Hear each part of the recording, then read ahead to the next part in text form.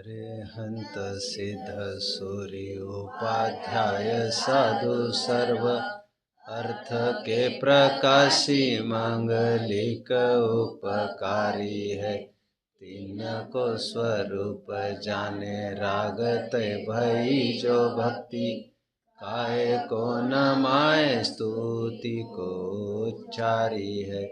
धन्य धन्य तुम ही से काज सब आज भय कर जोरी बारंबार वंदना हमारी है। मंगल कल्याण सुख ऐसो हम चाहत है। ओ मेरी ऐसी दशा जैसी तुम्हारी है। ओ मेरी ऐसी दशा जैसी तुम्हारी है।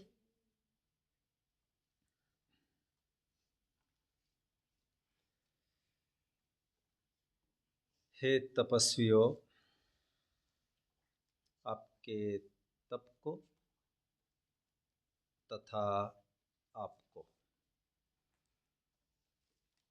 अत्यंत अत्यंत अनंत गुना साधुवाद।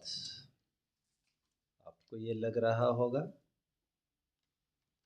हमें तपस्वियों जैसा संबोधन, और जनरली तपस्वी कहते ही हमारे दिमाग में वे लोग आते हैं जो या तो नग्न रहते होंगे या तो वे जो कई प्रकार के आसनों में अड़िग रहकर महीनों महीने एक ही मुद्रा में एकांत स्थान में निर्जन वास में वृक्षादि मूलवास आतापन योगवास आदि कुछ करते होंगे। परंतु हमारे ग्रंथों में दो प्रकार के तप कहे, एक बहिरंग तप और एक अंतरंग तप। यदि मैं आपको ये कह दूं कि अनशन अमोदर्य वृत्ति परिसंख्यान विविक्त शय्यासन आदि रस परित्याग और काय क्लेश, इन शब्दों से आप बहुत परिचित नहीं हो, इसलिए मैं अभी इसकी चर्चा विशेष नहीं करूंगा। लेकिन जो अभी अभी मैंने कहा काय क्लेश का अर्थ 2 महीने एक ही स्थान पर खड़े रहकर मुनिगण तपते रहते, ना हिलते हैं और ना ही डुलते हैं।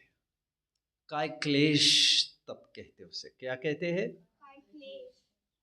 अभी नाम में ही समाया है काय क्लेश। एक तरफ वे मुनि है जो वहां पर तप रहे हो, 2 महीना आसन भी नहीं छोड़ते, ना आहार को भी निकलते हैं। और एक तरफ आप विद्यार्थी हो, अब स्वाध्याय में अपना मन लगा रहे हो और आपको ये लग रहा होगा तपस्वी होंगे तो वे होंगे, हम कैसे होंगे? बट ऐसा नहीं। 12 प्रकार के तपों में हमारे ग्रंथों में स्वाध्याय भी एक तप बताया गया।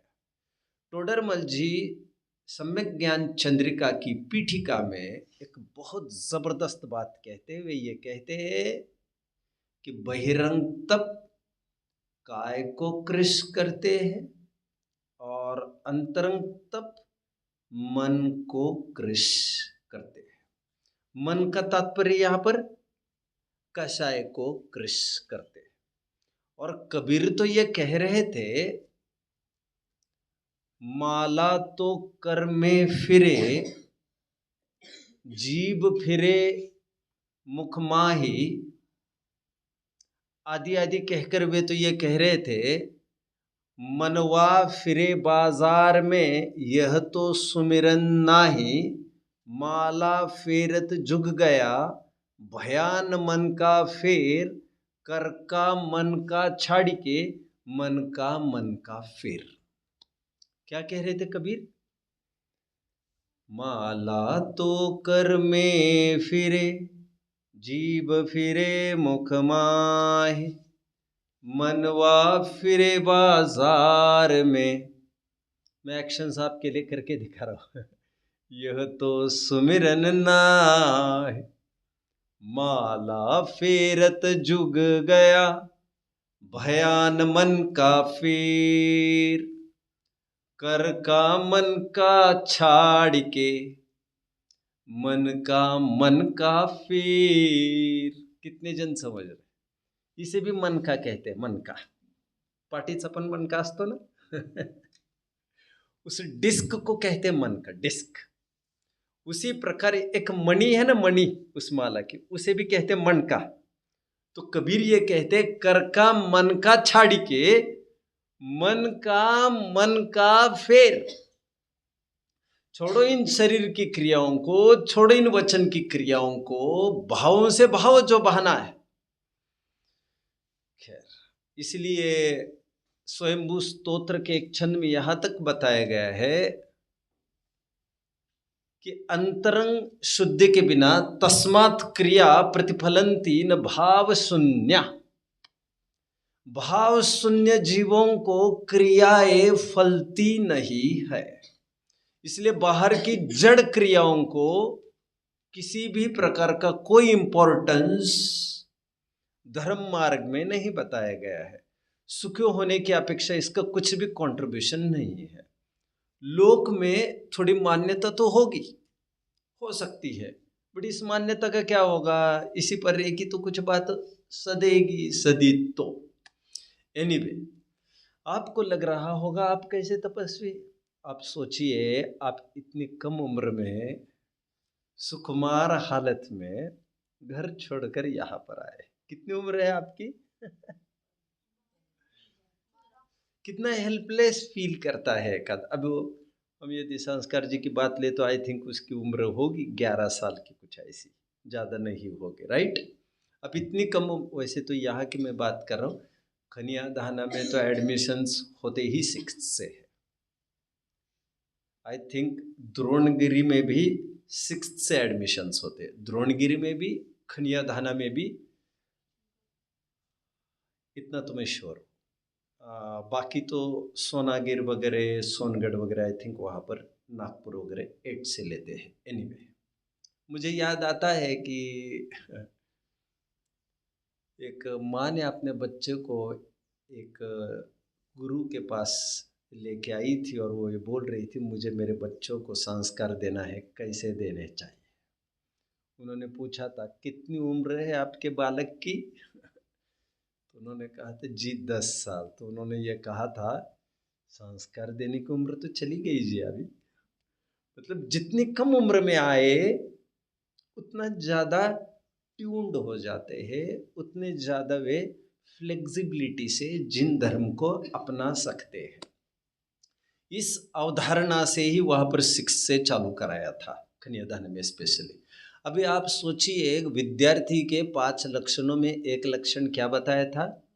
ग्रह त्यागी। शाबाश, 1 पॉइंट इनको दे दो भैया। घर को छोड़ के आना, आप यकीन कर सकते हो, अपने आप में एक तपश्चरण है बहुत बड़ा, क्योंकि इच्छा का भारी निरोध करना पड़ता है, इसमें भारी निरोध। और घर छोड़ के आए, ये कोई फिजिकल दूरी ही की बात नहीं है।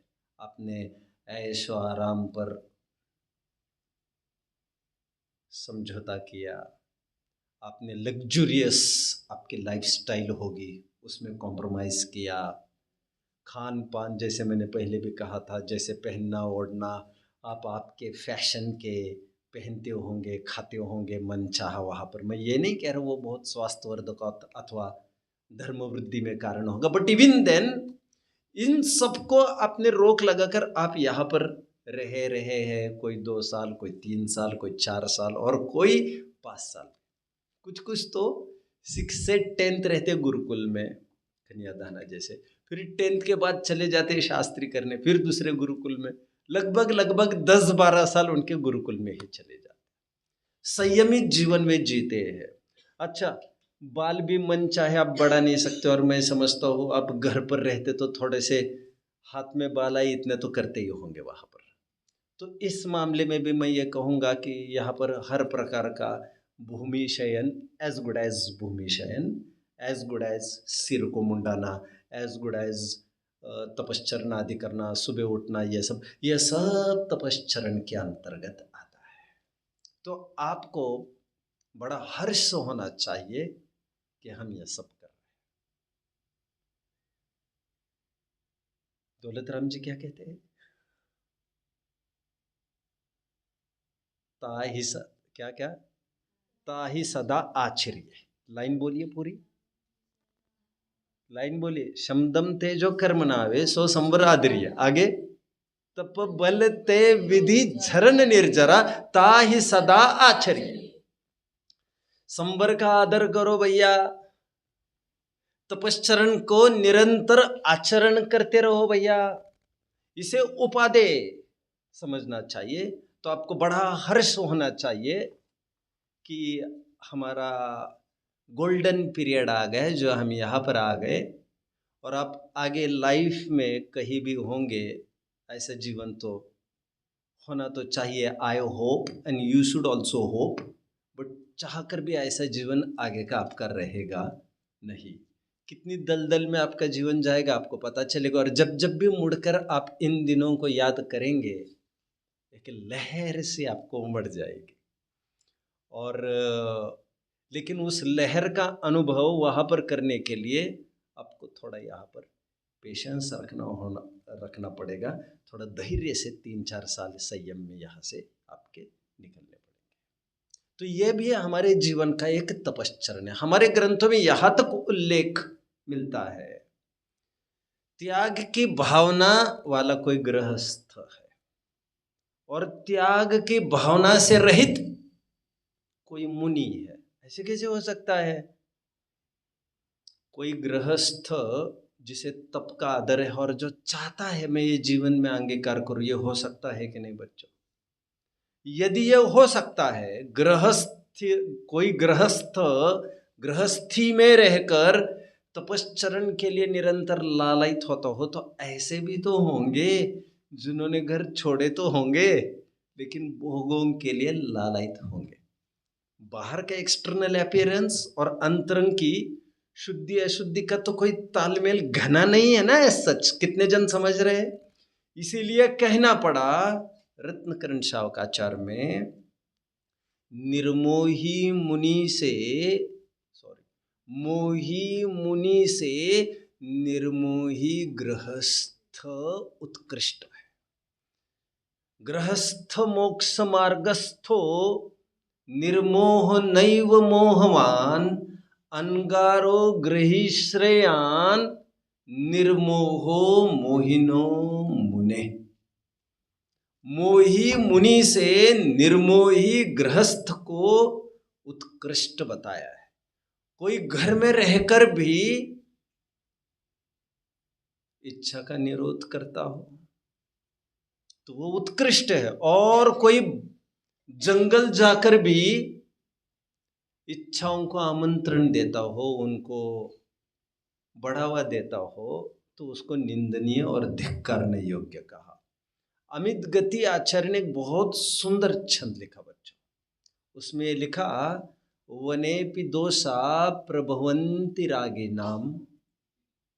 कोई रागी जीव वन में जाकर भी वहां पर राग द्वेष उत्पन्न कर लेते हैं। एक and on the other hand वे कह रहे हैं, गृहस्थ क्या है, निवृत्त रागस्य गृहम तपोवनम। क्या? जिनका राग निवृत्त हुआ है उनके लिए घर ही तपोभूमि है, और जिनका राग निवृत्त नहीं हुआ है वे जंगल में जाकर भी, बोलिए, वनेपि दोषा प्रभुवन्ति रागिनाम।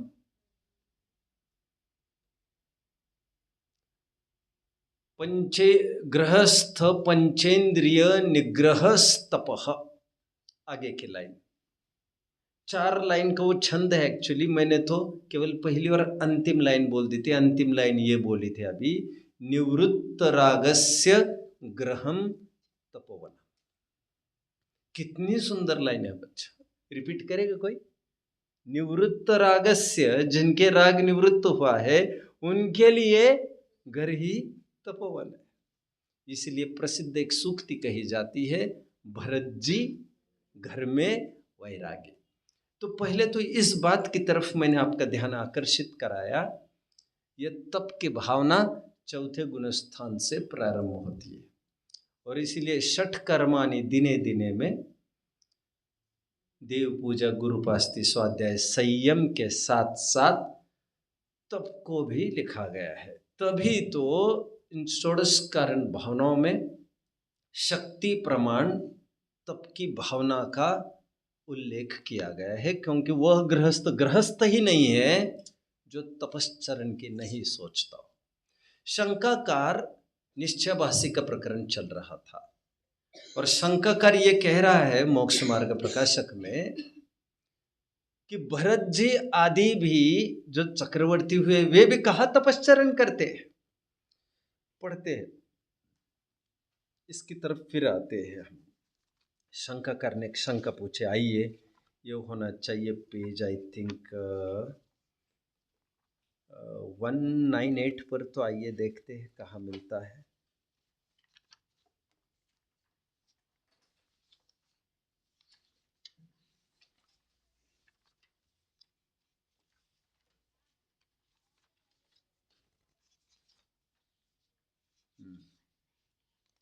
चलिए एक प्रकरण आ ही जाइए, देखो 200 पर हूं मैं, 200 आ गए आप।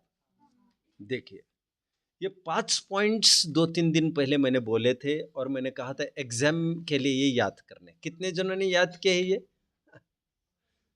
याद कितने जनों ने किए? और कल मैं पूछने वाला हूं सुबह से। 5 बातें मैंने कही थी। शास्त्राभ्यास को निरर्थक बतलाता है, एक। दूसरा, तपश्चरण को वृथा क्लेश का कारण ठहराता है, 2। 3, व्रत को बंधन में पड़ना ठहराता है, 3। 4, द्रव्यादि के तथा गुणस्थान मार्गणा के विचार को विकल्प ठहराता है, और जो पूजा पाठ आदि है, भक्ति आदि है, उसे पुण्याश्रव कहकर उसे हे मानता है। इस प्रकार प्रमादी होकर, स्वच्छंद होकर, वह बहुत सुंदर शब्दों का प्रयोग किया है, प्रमादी होकर नहीं, सर्व साधनों को उठाकर मतलब निषेध करके प्रमादी होकर परिणमित होता है। यहाँ पर इंपॉर्टेंट वर्डिंग्स अभी ध्यान देने हैं। उस दिन हमने व्रतों का तो पढ़ लिया था। कब पढ़ा था ये? कब पढ़ा था? शील व्रतेष्वनिति 4 भावना के दिन हमने व्रत का पॉइंट पढ़ लिया था। आगे श्रुत भक्ति का प्रकरण यदि चल पाए अपना भाग्य से, तो मैं कौन सा प्रकरण पढ़ के दिखाऊंगा आपको? शास्त्राभ्यास को निरर्थक ठहराता है। बट आज क्या पढ़ के दिखाऊंगा मैं आपको? तपश्चरण को वृथा क्लेश का कारण ठहराता है। यह उसकी भूल है, स्वच्छंदी की यह भूल है। उसका स्पष्टीकरण क्या करते देखिए। Turn the page and come on 203। आ गए सभी?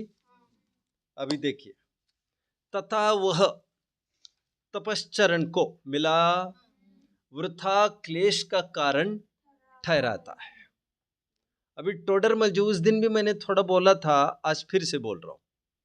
टोडरमल जी कह रहे थे, भैया जो संसार मार्गी जीव है और जो मोक्ष मार्गस्थ जीव है, उनमें कुछ तो डिफरेंस होगा। जो संसार मार्गी जीव है उसे भोजन पान संबंधी अनुराग है, तो तुम्हें तो विपरीतता होनी चाहिए उसकी। अर्थात मोक्ष मार्गस्थ जीव के चाहिए अनशन आदि के प्रति अनुराग चाहिए उसका। याद आ रहा है? उस दिन हमने शायद पढ़ा भी था इसे। ये ऊपर इस पैराग्राफ को कहेंगे, फिर वो दलील एक पेश करेगा, और वो ये कहने वाला है, अरे भरत आदि भी तो कहा तपश्चरण करते हैं। आज वो बात करेगा, जिसके पीछे मैंने ये पेज आपको खुलवाया है। टोडरमल जी उत्तर देंगे, यहां से तो पढ़ ही लेंगे। टोडरमल जी कहेंगे, कारण विशेष से तप नहीं करते, परंतु तप के प्रति उन्हें आदर भाव है, तुम्हें तो तप के प्रति निषेध वर्तता है। देखिए, तथा 203, तथा वह तपश्चरण को वृथा क्लेश ठहराता है।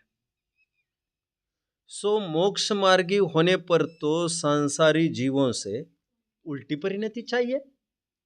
सांसारियों को इष्ट अनिष्ट सामग्री से राग द्वेष होता है, इसके राग द्वेष नहीं होना चाहिए। वह राग छोड़ने के अर्थ इष्ट सामग्री भोजन आदि का त्यागी होता है, और द्वेष छोड़ने के अर्थ अनिष्ट सामग्री अनशन आदि को अंगीकार करता है। स्वाधीन रूप से ऐसा साधन हो तो पराधीन इष्ट अनिष्ट सामग्री मिलने पर भी राग द्वेष न हो। सो होना तो ऐसा ही चाहिए, परंतु तुझे अनशन आदि से द्वेष हुआ। कितने जन समझ रहे? और शरीर को उसी प्रकार ट्रेन करते हैं बच्चों। जो बॉक्सर्स होते हैं ना, बॉक्सर्स, कराटेज वगैरह थोड़े से नजदीक से आपने देखे होंगे, तो वे जानबूझकर स्वयं को किसी से ठुकवाते बहुत सारा। आपने नोट किया है? जो उनकी प्रैक्टिसेस होती है उसमें कितने वे कह रहे यहाँ पंच दो, यहाँ पंच दो, और पूरे फोर्स से दो, पूरे फोर्स से दो पंच, और वे स्वयं को आजमाते रहते हैं। बॉडी बिल्डर होने के दो तरीके हैं दूसरों को परास्त कैसे करना, ये भी दो प्रकार के, दोनों चीजों पर अधिकार चाहिए। दूसरों को परास्त करने की भी ताकत चाहिए, और दूसरे हमको परास्त न करे इसकी भी ताकत होनी चाहिए। तो हर प्रकार से वे रफ एंड टफ बनते हैं, मतलब अपने को ठुकवाते हैं वे। आप लोगों ने महाभारत वगैरह देखी है? उस महाभारत में भी यदि देखा होगा आपने, वो दुर्योधन जब ट्रेनिंग कर रहा है तो वो गदा उसको मारी जा रही निरंतर चारों तरफ से। देखा है आपने इस बात को? आज के तारीख में पानी के प्रेशर से वगैरह खूब आजमाइश होती है उसकी, जिससे फिर जाकर अभी कुछ जैसे जो मिलिट्रीज में होते हैं ना, मिलिट्री में उनको कितना रोजाना प्रैक्टिस करना पड़ता है। कुछ अग्नि अग्नि कुछ कोई अभी चीज थी ना जिसका बहुत विरोध हो रहा था 2 5 7 8 साल पहले कुछ, तो उनको कितने हार्डशिप से गुजरना पड़ता है, क्रॉल कर करके झाड़ियों में, कहीं कुछ कहीं जंप करनी पड़ता है, कहीं कुछ करना पड़ता है, और ये रोजाना उनको करना पड़ता है। देखा होगा आपने, चलती गाड़ी में ही उनको डाइव करना पड़ता है, अंदर चलती गाड़ी में उनको डाइव करके बाहर निकलना पड़ता है। जो रेस्क्यू ऑपरेशंस होते हैं, आग लगती है बिल्डिंग्स को, तो फटाफट फटाफट आकर सब ये करते, उसकी ट्रेनिंग्स होती है पहले उनको, और ट्रेनिंग्स में कितने जन चले जाते हैं तो ये सब हार्डशिप्स उनको करनी पड़ती है, ये सब करते हैं वे। एनीवे, तो जिनको चाहिए हमारे जीवन में कभी प्रतिकूलता आएगी और हम राग द्वेष ना कर बैठे, तो उन्हें चाहिए जब तक अनुकूल स्थिति है तब तक जानबूझकर कुछ न कुछ ऐसी प्रतिकूल स्थितियां खड़ी करे। सुहेन भाविदम नाणम दुहे जादी विणसदी, तम्हा जहा बलम जोई अप्पा दुखे ही भावये। समाधि तंत्र में एक बहुत सुंदर छंद है, वे ये कहते हैं, सुख के रहते हुए भाई गई भावनाएं दुख की ठोकर लगते ही वे छार छार हो जाती है। इसलिए समझदार जीवों को चाहिए वे प्रतिकूलताएं खड़ी करके स्वयं को आजमाते रहे और ज्ञान की भावनाएं बहाते रहे। इसलिए हमें चाहिए, आज इस रस का मैं त्याग करूंगा, आज मैं ऐसा करूंगा।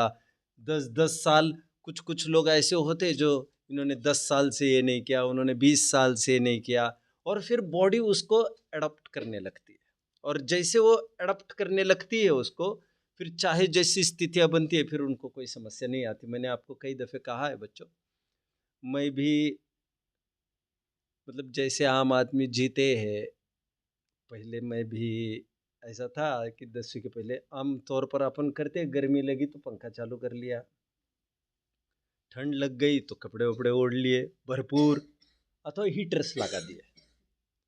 एसी है गर्मी के लिए और हीटर है ठंड के लिए। बट आप पर्पजली यदि इतना ट्राई करोगे 2-3 साल कि नहीं मैं बिना पंखे के ही रह लूंगा, तो आप ये पाएंगे एक ऐसी स्थिति बनेगी 50 डिग्री तक भी टेम्परेचर चला जाए, 44, 45, 46 भी डिग्री टेम्परेचर हो जाए, कितना पसीने से तरबतर आप होने लग जाए, आपको ये नहीं लगेगा मुझे पंखा लगाना है, बॉडी उसको अडॉप्ट करने लगती है वैसे। तो इसका फायदा क्या हुआ? इसका फायदा उस दिन के लिए होगा जिस दिन अचानक पंखा चला जाएगा, लोग हु करने लग जाएंगे या हवा देखने लग जाएंगे और आप तटस्थ बैठे रहेंगे। तो जैसी प्रकृति है वैसा स्वयं को अडॉप्ट करना चाहिए। तिरयंच देखो, बंदर देखो, गधे देखो, गर्मी है, बरसात है, ठंड है, उनके पास बाहर के एक्सटर्नल कौन से सोर्सेस है ऐसे, एज सच वे क्या करते, बट वे आज तक कमजोर क्यों नहीं पड़े? क्योंकि उन्होंने अपनी लाइफ को कंडीशनड नहीं बनाया, कंफर्ट जोन में नहीं रखा। और जो जितना कंफर्ट जोन मांगता है, जैसे पवन जी को मैंने नजदीक से देखा, बहुत उन्होंने गरीबी में टाइम निकाला, मतलब बहुत ही गरीबी में, जैसा वे कहते हैं जितना भी अध्ययन किया पवन जी ने वो रेल के सफ़र में ही करते थे। मतलब जब वे इंडस्ट्रियलिस्ट बनने जा रहे थे बहुत मेहनत करते रहे, लेकिन बाद में गरीबी में से वे अमीरी में आए।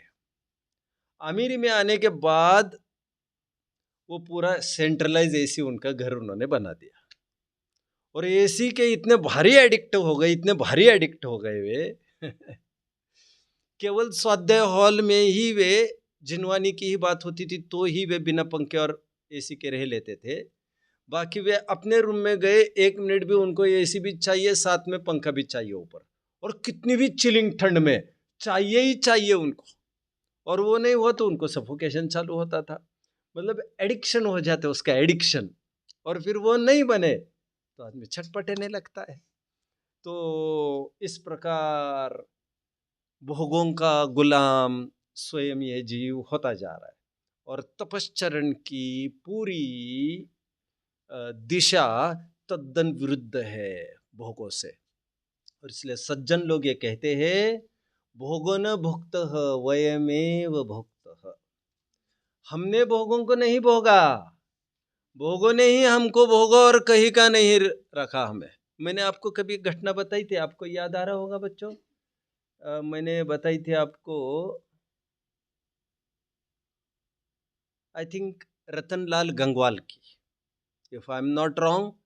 तो ये बहुत रईस आदमी थे और इन्हें जीवन के अंत में एक स्किन डिसीज हो गई। फिर यहाँ कहीं इलाज न होता देखकर यूएस ले गए उन्हें। वहाँ ले गए तो इनक्यूरेबल जैसी उनकी डिसीज हो गई थी और इन्फेक्शन के भारी अवसर थे, तो एक चैम्बर में उनको बंद कर दिया गया और ये बोल दिया गया ये एयर टाइट जो चैम्बर है इसमें कोई भी नहीं आ सकेगा सिवाय डॉक्टर्स के।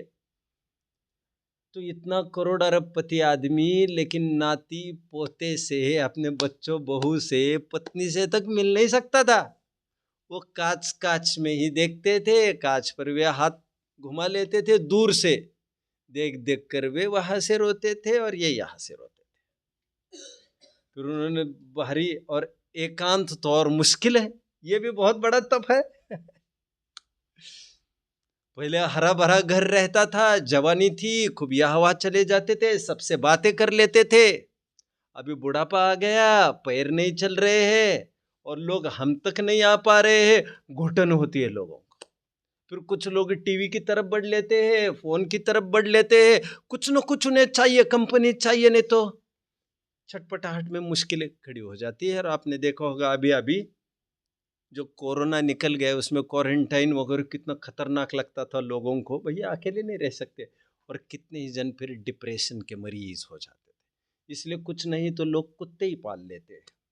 और विदेशों में आपको सुनकर आश्चर्य होगा, करोड़ों अरबों की प्रॉपर्टी वे तो कुत्तों के नाम करके चले जाते, क्योंकि किसके नाम करे ऐसे घर में तो दूसरा कोई है ही नहीं। बच्चे अटेंड करने के लिए अस्पतालों में रहते नहीं है वहां पर, इसलिए वहां पर इच्छा मरण का प्रचलन है, क्योंकि अटेंड करने के लिए कोई है ही नहीं उनको, बच्चे अलग हो जाते हैं। ये वहाँ का सीन सिनेरियो है। एनीवे, मुझे तो अभी इतना ही कहना है, अकेला रहना भी एक बहुत बड़ा तप है, और जैसी लोक की प्रवृत्ति होती है उससे विपरीत प्रवृत्ति मोक्ष मार्गस्थ जीवों की होनी चाहिए। जो भी लोग मेरे पास आते हैं, मुझे पूछते हैं जीवन की सफलता कैसे अर्जित करें, तो मैं उन्हें ज़रूर जो प्रिस्क्रिप्शन देता हूँ उसमें एकांत की बात ज़रूर छेड़ता हूँ और मैं कहता हूँ अकेले में थोड़ा समय रोज दिया जाना चाहिए. Company is okay but solitude is bliss. क्या कहा मैंने? Company is okay but solitude is bliss. मतलब क्या? संगति होना ठीक है बट एकांत होना एक वरदान है. ये इसका अर्थ है. सत्संगे कुसंगे नरकवासो, सत्संगे स्वर्गवासो और असंगे निस्संगे मोक्षवासो. खनियाधान में एक जगह ये कोट लिखा है, बहुत सुंदर है, 3 लाइन्स का. एनीवे, आइए लौटकर मैं कुछ कह रहा था. मैं तो पहले तो आपको ये कह रहा था आपको बड़ा आदर होना चाहिए. बोलिए. Company is okay but solitude is bliss. Solitude is एकांतवास. ब्लिस BLISS ब्लिस मतलब वरदान. ब्लेसिंग्स होता है ना, ब्लेसिंग्स, ब्लेसिंग से ब्लिस वर्ड हुआ. ई हटकर आई डाल देने पर वो ब्लिस हो जाता है, वो नाउन के रूप में हो जाता है. जब तक ई रहता है ब्लेस, वो वर्ब के रूप में एक्ट होता है. ये इंग्लिश ग्रामर की बात हो गई. हाँ, वरदान कह ही तो रहा हूं मैं. Anyway, come back. मुनिराज किस प्रकार तप को आचरते वो देखते हैं. उससे पहले मैं छोटा सा फिर से एज आवर कस्टम एक छोटा सा चार्ट बनेगा. ऊपर आप लिखेंगे शक्ति प्रमाण तप. तप का निश्चय अर्थ क्या होगा? निश्चय और व्यवहार ऐसे 2 ब्रांचिंग होंगे इसके. परमार्थ से तप क्या है? परमार्थ से तप जितना बाहर में उपवास वगैरह को तपश्चरण बताया गया है, जैसे उपवास मतलब भोजन से दूर रहना. लेकिन भोजन से दूर क्यों रखा जा रहा है आपको? भोजन से दूर क्यों रखा जा रहा है? क्योंकि एक साथ दोनों चीजें पास में नहीं रह सकती. उपवास दूर रहेगा, सॉरी, उपवास भोजन पान को दूर आप रखेंगे तभी तो आप आत्मा के समीप वास कर पाएंगे. इसलिए उपवास की एक परिभाषा बताई जाती है, उपवास. उप मतलब समीप, समीप. उपनगर होता है ना, उपनगर. व्हाट इज उपनगर? नगर के जो पास में रहता है छोटा, तो उसे कहते हैं उपनगर. कितने जन समझ रहे बात को? दैट इज उपनगर. उपराष्ट्रपति, राष्ट्रपति के जो निकट हो. निकट मतलब जो उनके एब्सेंस में वर्क संभालता हो. एनीवे, तो उपवास का निश्चय अर्थ मैं उपवास में पहले घटित करके दिखा रहा हूं. नास्ति पर का अर्थ क्या है उपवास का? भोजन नहीं करना. अस्ति पर का अर्थ क्या हुआ? आत्मा के समीप वास करना. तो भोजन से दूर क्यों हटाया? आत्मा के समीप जाने के लिए. क्योंकि बाह्य विषयों का और आत्मा का विरोध संबंध है. ये हम देख चुके हैं इष्टोपदेश के एक छंद में. यज् जीवस्य उपकाराय तद् देहस्य अपकारकम. जो जीव के लिए उपकारी है वो देह के लिए अपकारी होता है, और जो देह के लिए उपकारी है वो जीव के लिए अपकारी होता है. हाँ, यम यम बहुत अच्छी सब्जी बनी, ये आपके लिए घातक है. ये तो भोग्यों का भोजन हो गया और आपका ध्यान आकर्षित हो गया उस तरफ. आपको चाहिए था आप निरस आहार करते, जिससे ध्यान वहां से हटकर आत्मा की तरफ जाने में आपको सहूलियत हो जाती है. कितने जन समझ रहे? जैसे फॉर एग्जाम्पल, आप पढ़ाई करते समय यदि फोन लेके वहां बैठ गए तो होता क्या है? पढ़ाई ज्यादा होगी कि कम होगी? क्या होगा? क्योंकि छेड़छाड़ वही होगी. और अनावश्यक आप स्क्रॉल करते रहेंगे तो अनावश्यक आपका टाइम वहां जाएगा, आपको पता ही नहीं चलेगा. ओ, आधा घंटा 1 घंटा चला गया मेरा, चला गया. तो कहा जाता है बेटा एक काम कर, फोन को दूर रख, तो फिर तू पढ़ पाएगा. दोनों थिंग्स एट ए टाइम नहीं हो सकती। ठीक उसी प्रकार भोजन से दूर इसलिए रखा ताकि तुम थोड़ा समय अपने लिए दे सको। मैं तो उपवास में घटित करके दिखाया, ऐसा तो 12 तप है, मैं तप कॉमन में घटित करके दिखा रहा हूं आपको। निश्चय और व्यवहार, तो तपश्चरण का व्यवहार अर्थ क्या होगा? विषयों से दूर रहना, विषयों से अनासक्त रहना। और निश्चय अर्थ क्या आएगा तपश्चरण का? आत्मा का आश्रय करना, यह निश्चय तप है। स्वभावम प्रतपनम तपः, जैसे आचार्य देव ने परिभाषा तप की करते समय कहा है, जो स्वभाव में प्रतपन करता है उसके तप होता है। व्हाट इज प्रतपन करता है? जो स्वभाव को निखारता है, समय मिलेगा तो मैं बताऊंगा, वो निश्चय तप है। और इच्छा निरुद्धस तप है, ये परिभाषा तो आप सब जानते ही है, तभी तो बताना पड़ा। निर्जरा तत्व संबंधी भूल में दौलत राम जी को क्या बोलना पड़ा? निर्जरा तत्व संबंधी भूल, रोकी न चाह, रोके न चाह, जो भी कुछ होगा, रोकी न चाह निज शक्ति खोए,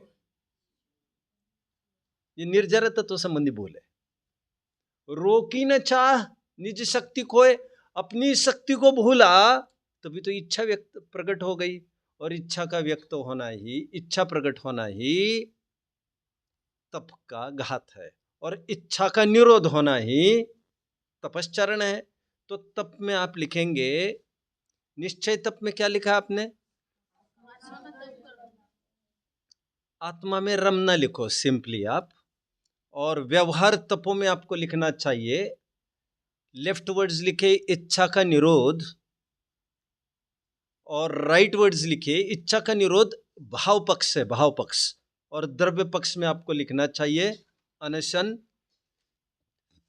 औमोदर्य, वृत्ति परिसंख्यान आदि 12 तप बताए हैं। मैं अभी कहाँ तक बताऊंगा इसे, मैं तो आपको थोड़ी सी मतलब की बात आज करूंगा, कुछ इंफॉर्मेटिव चीज मैं बताऊंगा आपको मुनिराज के बारे में। बोलो। व्यवहार के 2 खंड हमने किए।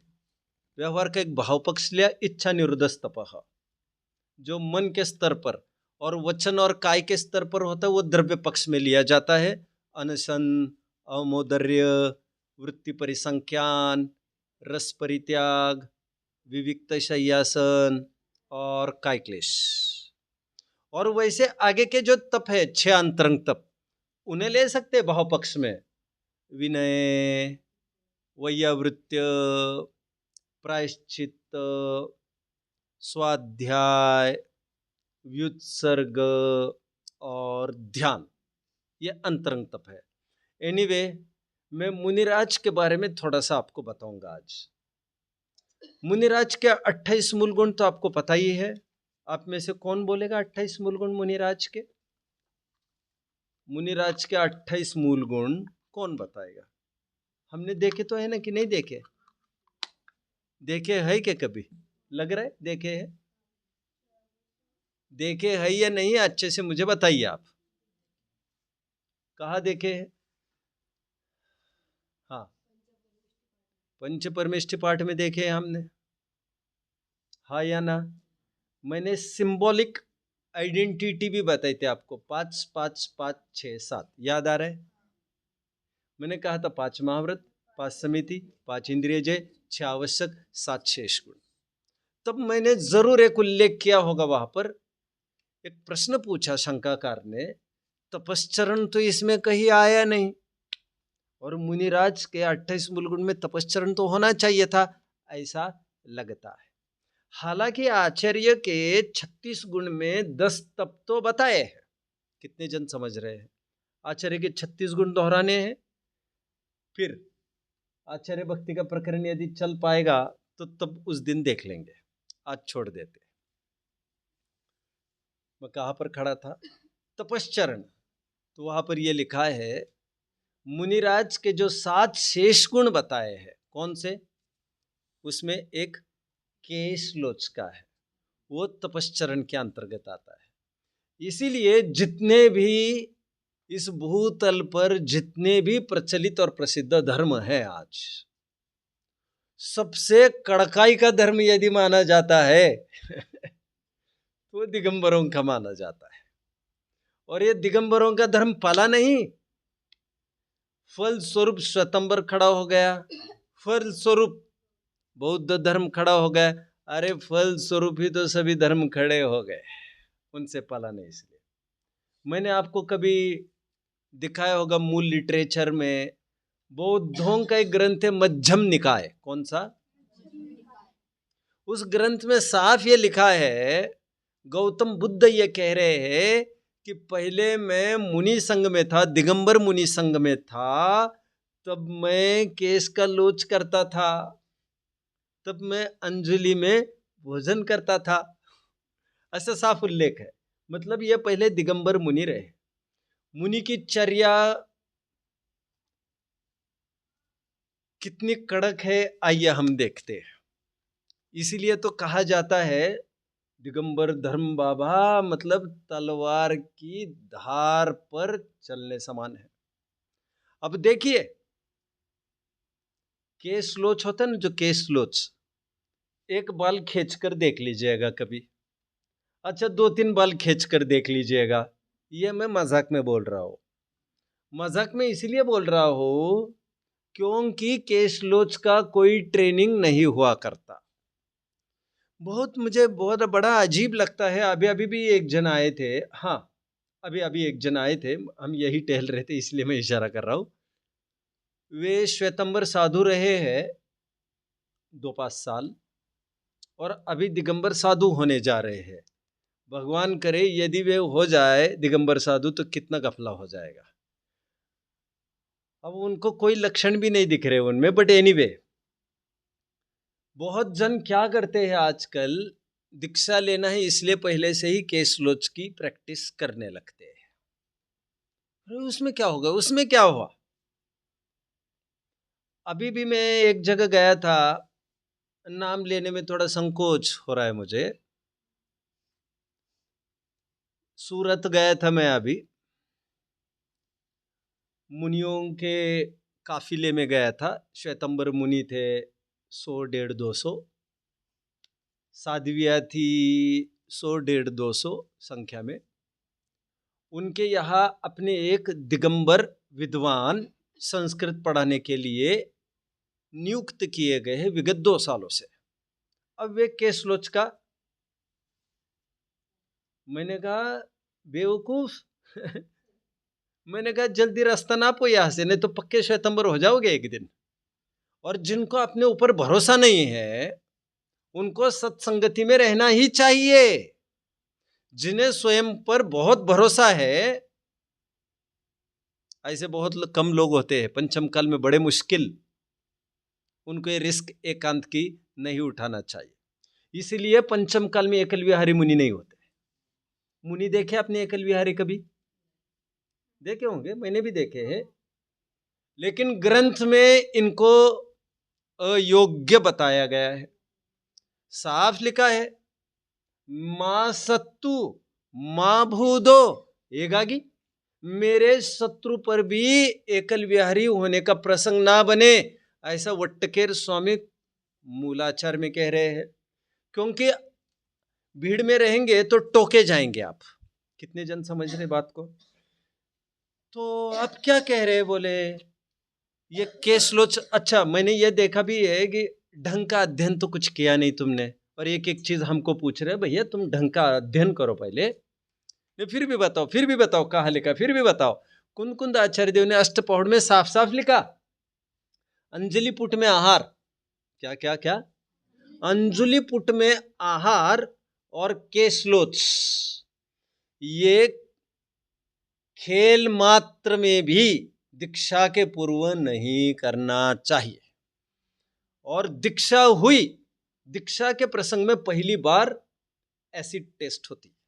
एसिड टेस्ट मतलब कसौटी पर चढ़ना पड़ता है। एसिड टेस्ट मतलब तलवार की धार पर चढ़ना पड़ता है पहली बार, और पूरा सिर मुंडाना है भाई साहब।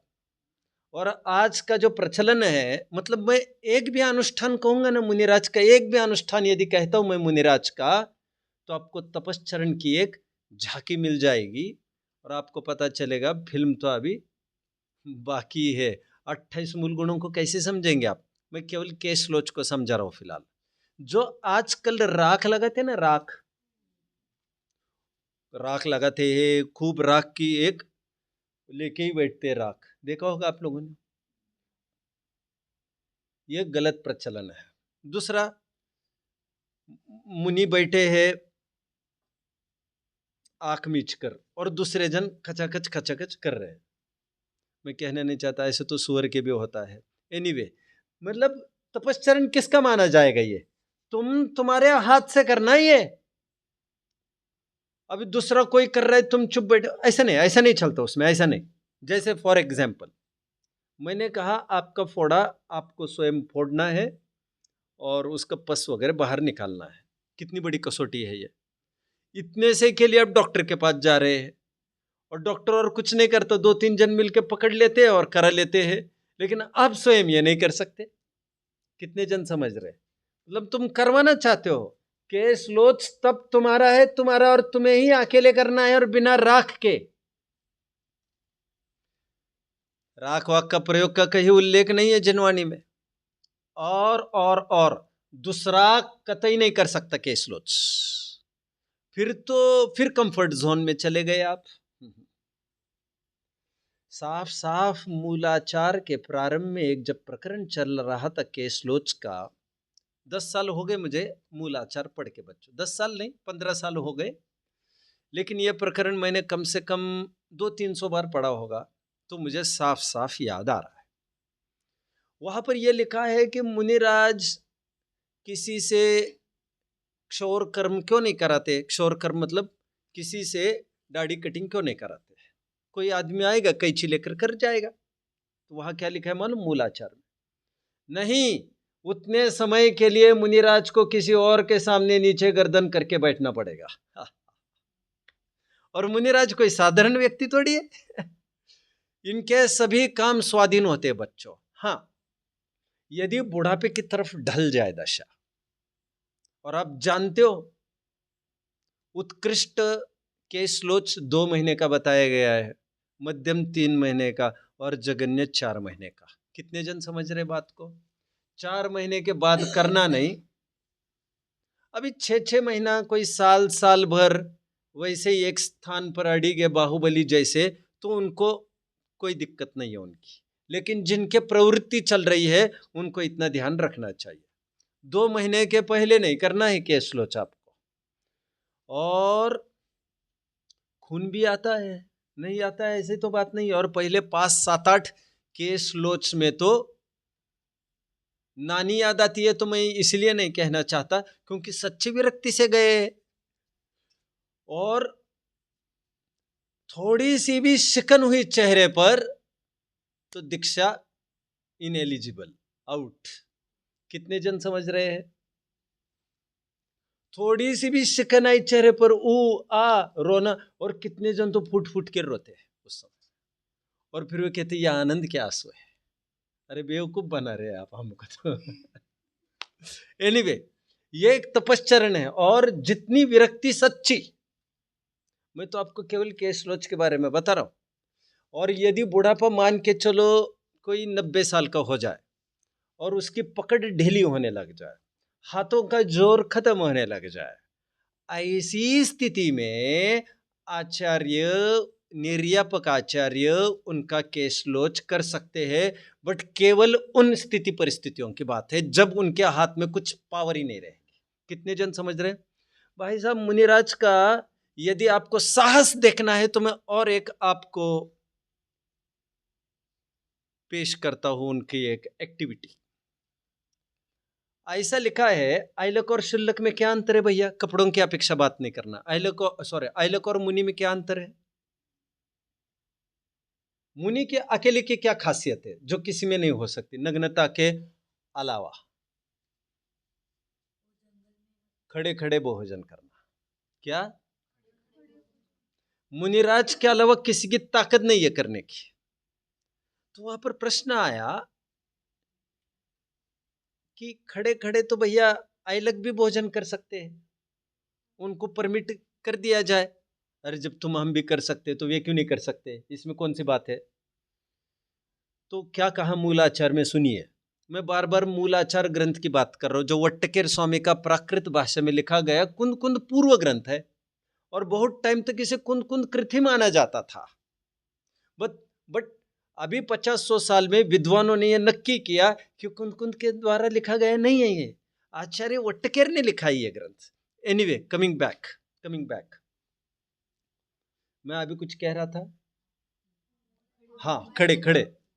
तो वहां पर यह आया मूलाचार में, भैया खड़े होकर भोजन करने का मतलब समझते हो तुम? बोले क्या?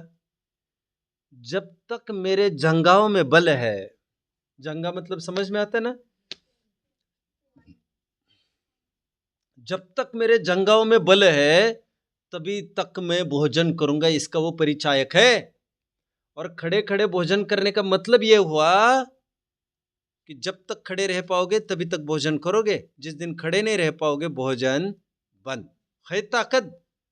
अरे नहीं नहीं नहीं, इतना तो नहीं कर सकते, बैठ चुपचाप नीचे। तो यह चिन्ह निश्चित किया गया मुनिराज का कि खड़े खड़े भोजन केवल मुनिराज कर सकते हैं। और थोड़ा भी उनको वीकनेस ख्याल में आने लग जाए, बस उनकी कभी कभी यहां तक भी स्थिति बनती है।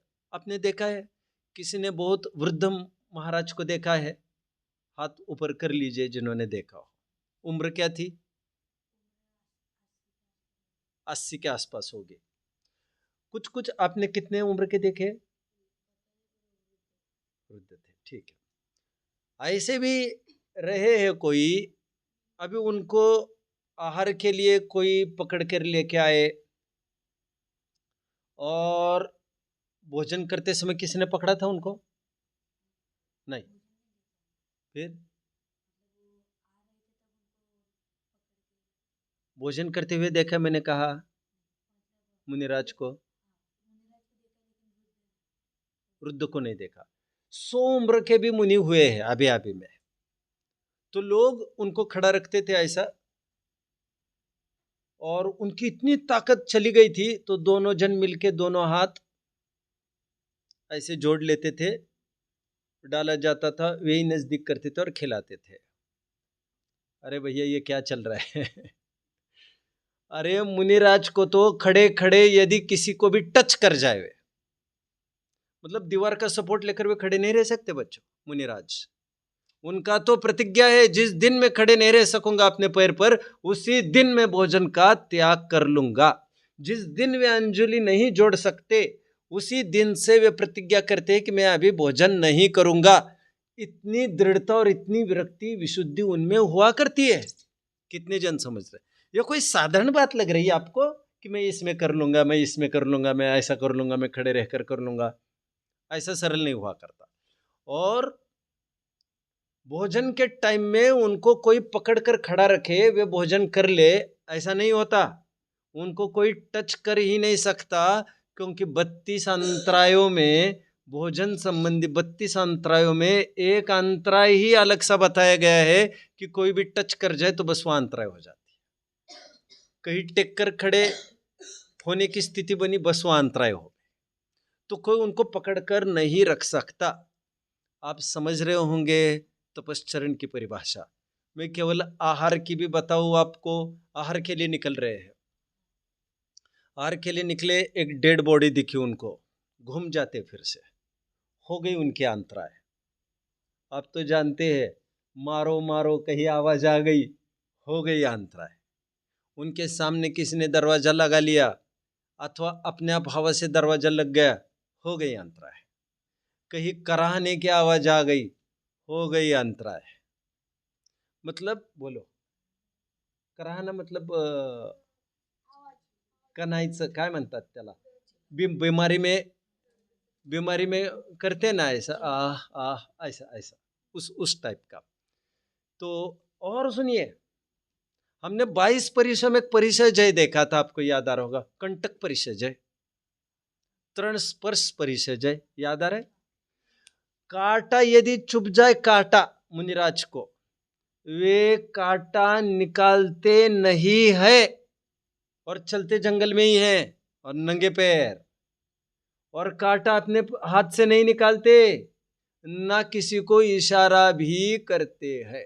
यद्यपि ज्ञानमती माता जी ने लिखा तो है ऐसा, लेकिन वह अपना दिमाग चलाया है उन्होंने, क्योंकि गोपाल दास जी बरैया ने साफ साफ नोट लगाई है कि वे अपना कांटा नहीं निकाल सकते, जो मुझे बहुत अच्छा लगा कोट। तो मैंने, मुझे लग रहा है मंगल प्रभावना के पीछे के पेज पर उसे छपा दिया था, और आई थिंक श्री जैन सिद्धांत प्रवेशिका यहाँ पर है,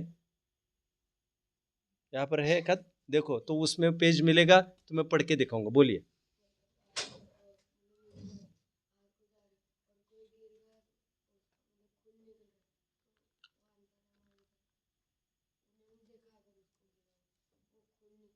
किसका खून निकल रहा है?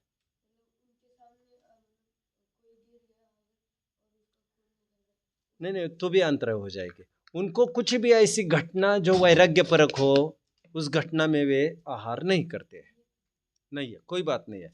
अपना शरीर में लगा कांटा निकालते नहीं। और आगे की बात, मुनिराज कहा सोते होंगे। सोते हैं कहने में मुझे बड़ा अटपटा लग रहा है, इसलिए मैं थोड़ा हंस गया, क्योंकि मुनिराज का सोना क्या समझ रहे? भूमा ही पिछली रयन में शयन कछु एक आसन करन। सुनिए सुनिए सुनिए, मुनिराज जिस करवट में लेटे हैं,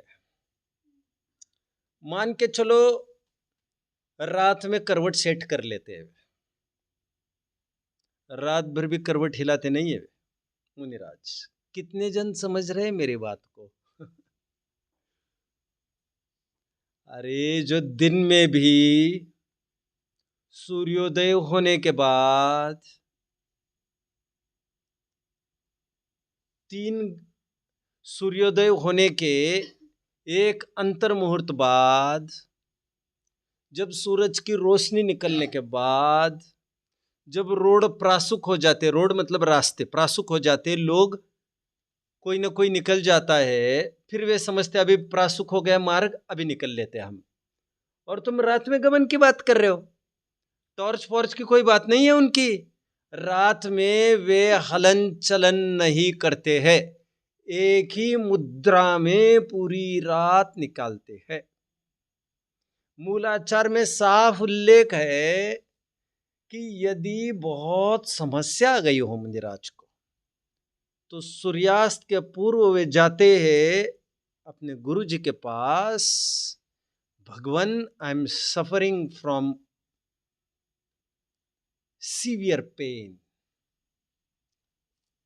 तो उनको ट्रबल बतानी पड़ती है, तो कहते हैं इतनी मुझे समस्या चल रही है, तो आज के दिन मैं 2 करवट चाहूंगा। तो पहले तय होता है कि 2 करवट लूंगा, जरूरी नहीं वो लेंगे, परमिशन लेकर रखी है उन्होंने। दूसरे दिन उसका फिर प्रायश्चित प्रतिक्रमण भी करना पड़ता है। कितने जन समझ रहे हैं मेरी बात? मतलब कहाँ तक बताए आपको, क्या केस लोच हो, क्या गमन हो। अच्छा, ऐसे तखत पर सोते होंगे आपको लग रहा है मुनिराज? अरे जंगल है जंगल भाई साहब, तुम तो कृत्रिमता की बात कर रहे हो, जो तुम्हें दिखता है वैसी तुम बात कर रहे हो। ग्रंथों को इसलिए हम कहते हैं थोड़ा ग्रंथों को पढ़ लिया करो और दिमाग को ठीक कर लिया करो, वही दिख रहा है और वही तुम्हारे भरे जा रहे हो। अच्छा, जिसका क्रय विक्रय होता है, क्या कहा मैंने? जिसकी खरीदी बिक्री होती है, ऐसी किसी चीज का भी प्रयोग नहीं करते हैं। शिलापट्ट पर बैठ सकते हैं, या कोई लॉग ऑफ वुड भी हो सकता है। मतलब लॉग ऑफ वुड समझ में आ रहा है? कोई लकड़ी है बहुत बड़ी, नेचुरल, वहां पर पेड़ गिर पड़ा है और हिलता डुलता नहीं है यहाँ, तो कदाचित चाहे सेफ लगे तो उस पर बैठ सकेंगे वे। बट ऐसा नहीं कि बकायदा कील ठुकी है, सब प्रॉपरली प्रिसाइज्ड पॉलिश्ड हुआ है, सब हुआ है और उस पर बैठे हो, ऐसा नहीं होता, ऐसा नहीं होता। मैंने आपको पहले भी कहा है, इन चटाइयों पर बैठ सकते हैं मुनिराज। बात शुद्ध होने न होने की नहीं, और बात शुद्ध के तुम्हारी परिभाषा की नहीं है, इसमें वीविंग हुआ। क्या हुआ? वीविंग। समझ में आ रहा है? अच्छा, आप मुझे बताओ, धोती दुपट्टे में पूजन किया जाता है, दुपट्टे को गोट लगाएगी तो चलेगा क्या? अरे कुछ तो बोलिए। धोती वो नाड़े वाली चलेगी? अरे कल तो चेन वाली लगा लोगे, ऐसे थोड़ी चलेगा। पहले जमाने में तो धोती को भी, कपड़े को भी नॉट नहीं लगाई जाती थी। कितने जन समझ रहे? ऐसा आप समझ रहे? मुझे रोल की जाती थी बस। बहुत आगे बढ़े उसको गार्ड आगे मान के चलो, क्योंकि निर्ग्रंथ का मार्ग है। किसका? गांठ लगाने का प्रचलन नहीं है, और एक भी स्टिच लग गया उसमें, स्टिच। अभी एथिकली बनियान इज ऑल्सो नॉट अलाउड। क्या कहा? जो है सो मैं बता रहा हूं, नहीं तो आपको लगेगा भैया ये तो आपने ठोके जा रहे, करना हमको पड़ रहा है। बनियान क्यों नहीं चल सकता भैया? That is stitched. तो स्टिच होने से क्या होता है? आरंभ और परिग्रह। कितने जन समझ रहे? केवल क्लॉथ चाहिए, क्लॉथ, उसमें कुछ भी नहीं चाहिए। एनीवे, मैं कुछ बात कह रहा था। हाँ, मैं ये कह रहा था, ये चटाई में तो वीविंग हुआ है। घास का भी प्रयोग वे बैठने के लिए तब करते हैं जब असाधारण बुढ़ापे से ग्रसित हो जाए, हड्डियां चुभने लग जाए, तब करते हैं, अन्यथा नहीं। कितने जन फॉलो कर रहे हैं? और उबड़ खाबड़ जमीन पर ही बैठते हैं, उबड़ खाबड़ जमीन पर ही लेटते हैं, और एक ही मुद्रा में। मतलब मुनिराज का कोई भी अनुष्ठान हम गौर से देखेंगे तो तपश्चरण का सही मायने में आप अर्थ समझ पाएंगे। तो क्या है? भेष दिगंबर धार तू खुशहाली का। क्या? भेष दिगंबर धार तू खुशहाली का, मजा कहाँ न जाए इस कंगाली का। शायद ये कबीर का वचन है। किसका? इसमें दिगंबरत्व का पूरा बहुमान किया गया है, और सच्चा धर्म यही है, प्राकृतिक धर्म है, जिसमें न ओढ़ने की कोई गुंजाइश, न कोई बिछाने की कोई गुंजाइश। जिनको कुछ नहीं चाहिए वे ही शाहन के शाह, जिनको कुछ न चाहिए वे शाहन के शाह। चाह गई चिंता मिटी मनुआ बेपरवाह। चाह गई चिंता मिटी मनुआ बेपरवाह, जिनको कछुन चाहिए वे शाहन के शाह। और इसलिए शहंशाह है ये, और इसलिए सम्राट अलेक्जेंडर को भी, अलेक्जेंडर द ग्रेट को भी नतमस्तक होना पड़ा, और कल्याण मुनि के को रिक्वेस्ट करने लग गए अपने अथेंस ले जाने के लिए। और सुनते हैं वे यहाँ से अथेंस ले गए थे कल्याण मुनि को। कितने जन समझ रहे हैं? अथेंस ग्रीक कंट्री है, ग्रीस में ले गए थे, और इसीलिए अरिस्टोटल, प्लेटो, सोक्रेटिस जैसे फिलोसोफर्स वहां हुए, और वे सब नग्नता को मानते थे। तपश्चरण का मुझे थोड़ा इन्फॉर्मेशन देना था, शक्ति प्रमाण थोड़ा सा मैंने शक्ति प्रमाण तप को खोल दिया है। ठीक है, ओम। अच्छा, ये तो रह गए सब, ठीक है।